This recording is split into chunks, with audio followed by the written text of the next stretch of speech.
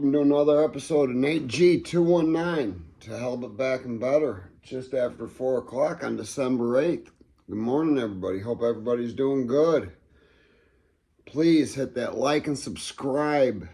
Trying to get my subscribers up. It's getting there.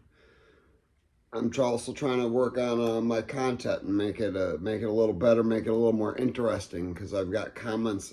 I bored some of you to death. I'm learning. So I'm going to tell you a little funny story about how wild I was. One of my wild stories when I was a little bit younger. I was probably 19. We liked to party. Maybe I was 20. I don't know. This was early 2000s. Grand Theft Auto was the game. It was the game to play. Everybody played Grand Theft Auto. And when Vice City came out, man, that was a game changer. Being able to point of view play Grand Theft Auto was awesome. We partied. I mean, we would be drinking, we'd be smoking weed, we'd be taking acid and playing Grand Theft Auto. Ooh-wee! Bad idea, guys. So, about 10 hours into our acid trip, it's about 4 o'clock in the morning then, we decide we're going to go drive around. We're just going to go drive around. We're in Portage, Gary, Indiana area at this point, about 5 minutes from the beach. So, we're tripping on acid hard. We all go up to the beach. There's about 5 of us. We go up to the beach, we're hanging around. We go out on a boat, get bored with that, so we get back in the car. We were at the beach for maybe 15, 20 minutes, just went out on a little canoe, but we were all scared as hell because we were tripping on acid, and if you're looking at Lake Michigan at 4 o'clock in the morning, it looks no different than the ocean. It's frightening. So we get back in the car, drive back to Portage. We're driving around, and just causing ruckus. We were flipping garbage cans upside down. We had blown up about 250 condoms to balloons, and we left them all over the neighborhood. And there was condoms everywhere, all over. About 5 square miles of condoms from us. And as we're driving, remember, we're tripping on acid. We see the Paperboy. Paperboy is driving a pickup truck. The pickup truck's on the side of the road. We go past him. I'm like, hey, yo, we're going to take that fucking truck. We didn't really want to steal the truck. We were just high and we wanted to fuck with people. So we go around the block. I stop. I let one of my partners get in the driver's seat of my car. And I go sneaking up. The Paperboy runs to his truck, moves up a couple houses, grabs about 5 papers. He's going from house to house. I sprint over to his truck. I jump in. I'm gone. The look on that Paperboy's face was hate, sadness. All sorts of emotions were on that man's face in a split second. And I drove off. And I only drove about 2 blocks down. And I stopped the car, parked it, jumped back in my car, and we drove off. It was just some of the little stupid things that we used to do. Another one. Man, okay, so my father used to work out of town. My mother would travel abroad. She'd be in Sweden, Spain, or wherever the hell she wanted to go, she would be going. They would leave me the house. I was an only child, but I had a lot of friends. I was also affiliated, so I had a large group of affiliated people that would also come and party. I had a pool in my backyard. It was a party house when my parents were gone. 2 weeks. Well. About 60 people were at this party one night. We're all drinking, we're all partying. There's a pretty good group had left, thank God. I had a girl call me that I had been dating, but I didn't really want to date her anymore, so I broke up with her. And I didn't invite her to my party. Because I didn't invite her to my party, she called the cops on me. So, of course, the cops come. There's not one person of legal drinking age. Everybody takes off running out of the back door. And this is probably December time. And up here in Northwest Indiana, there's snow.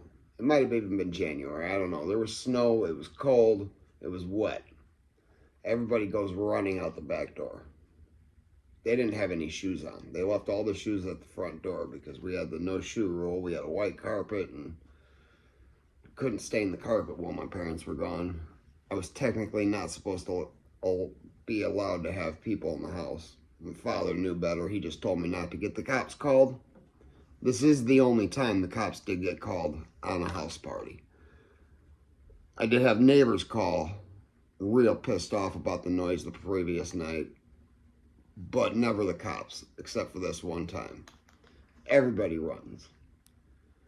The only thing left in the house is about this much of a half-gallon of gin. Everything else, there's empty bottles and garbage cans.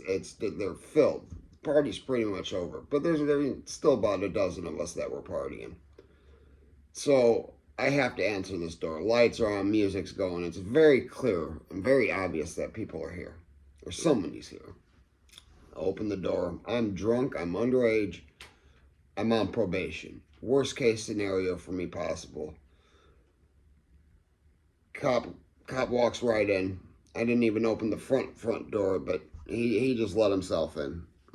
You gotta remember, this is the early 2000s. They didn't follow the rules to a T like they do now due to body cams. At least what they're supposed to do. That's a joke too. But he looks around the house. He finds what he thought was a joint on the table. It wasn't a joint. What it was cigar tobacco rolled up. We were trying to teach somebody to roll a joint, and that happened to be laying on the table. He thought he had one. He broke it open and just threw it back down on the table. But he's in the house for about 10 minutes. All he does is make me dump the rest of the half-gallon of gin out. But everybody else, they're outside in their socks in the snow for 10 or 15 minutes. Cop asked me, where's everybody at? I said, I'm the only one here. He looks down at the 10, 12 pairs of shoes. He goes, you mean to tell me you own all of those shoes? I couldn't say anything. Obviously, I didn't. There's girls' shoes. I wear size 12. Nobody else has size 12s. There may be one of them. But there was a bunch of variations of shoes. And the cop goes, well, he goes, I'm going to sit out here for about 15 minutes and see if your friends decide to come back in. Which he did. They did not come back in until they saw the last cop car drive off. But, oh, were they wet? They were upset. They were cold. Best part is, about an hour later, an entire second party started with another 45, 50 people. And we just kept it going all night long. Smoking weed, taking acid. I believe coke was brought out and doing some lines. We partied. We liked to party. And, I'm laughing and joking because, yeah, that was a hell of a time. But the road that it led me into, it was pure hell. That's my road to hell. Things like that. I've got thousands of stories like that. And, you know, I just told you about 2 nights. There was years upon years of partying. There was years upon years of gangbanging. There was years upon years of thievery, lying, manipulating, doing whatever I can do to up one myself. Then I went straight to hell, to Indiana State Prison. And like I said before, that place saved my fucking life. It saved my life, absolutely. And maybe not just the prison. A lot of the people I met and the situations that I had witnessed. Sorry, my dog was about to knock my table over. But there was a lot of situations that had to make me sit back and look at my life and what had become. And yeah, while I was in there, there was, of course, days I was smiling, I was laughing. It's because you got to make the best of every situation you're given in life. If you don't, you're going to be miserable for your entire life. You don't want that. You don't want to be miserable. Being happy is a mindset, and you got to put yourself in that mindset every morning. And when you've been to hell, when you've sent yourself to hell and came back, your head's different. Your mind isn't going to be the same. All that partying and all them drugs I did messed me up mentally. And then going there messed me up worse. Seeing the things I've seen, witnessing, talking to some of the people, it's a forever scar in my mind that will not allow me to go back to what I had ever done before. I'm not going to say I don't party, because I do smoke. Other than that, though, I mean, I drink on occasion, but I don't, as far as like acid and coke, heroin, nothing like that. No way. No way in hell. In fact, the last time I did acid, I had a great experience. I was 26 years old. I didn't enjoy it. It was a good experience, but I didn't enjoy it. It was a good trip, but I didn't enjoy the trip, is what I'm trying to say. I remember the ceiling fan had looked like it was a World War II fighter jet at one time, and I ducked under the bed, and I mean, it was funny, but I was laying there trying to go to sleep for about 9 hours, and it just wouldn't wear off. I decided that next morning, waking up feeling like shit, neck hurting because of the strychnine, and I don't ever want to do that again. It's not a good feeling for me, and I haven't. Have I had opportunities? Plenty. Even while in prison, people were doing acid. I wasn't going to put myself in that type of element with people that have possibly taken acid and killed somebody because they were tripping or whatever the reason. I was in a maximum security prison with most of the people that were never going home. I needed to be level-headed. I smoked a lot of K2 in there, but everybody was smoking that K2. They called it Tunchi. Tunchi in the Indiana prisons. It's flooded just like everywhere else. Tunchi and Suboxone everywhere.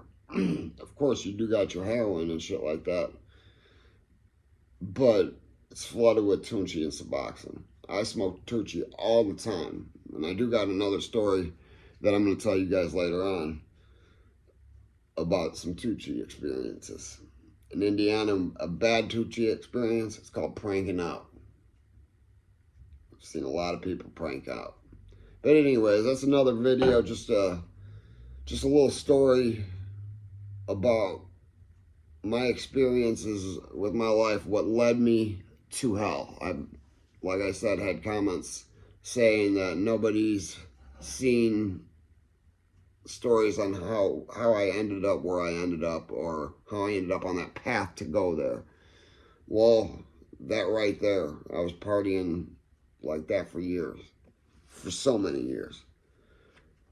And 15 years old, I remember just pounding back Jack Daniels with one of my neighbors. Parents were not okayed by that. I had a great childhood. My parents were together until my mother passed. They, everything I ever needed, and then some. Probably too much. Probably should definitely put the hammer down on me a lot earlier. But my father was out working. He was out working and making a living to support us. I was being a jackass. I was being a complete jackass. If I could go back, I wish I had followed my father's footsteps, but I didn't. Now 41, that road's long gone because of all those stupid choices and good times that I had. Well, that's another one at you. If they ain't hating it, you ain't making it. Have a good one.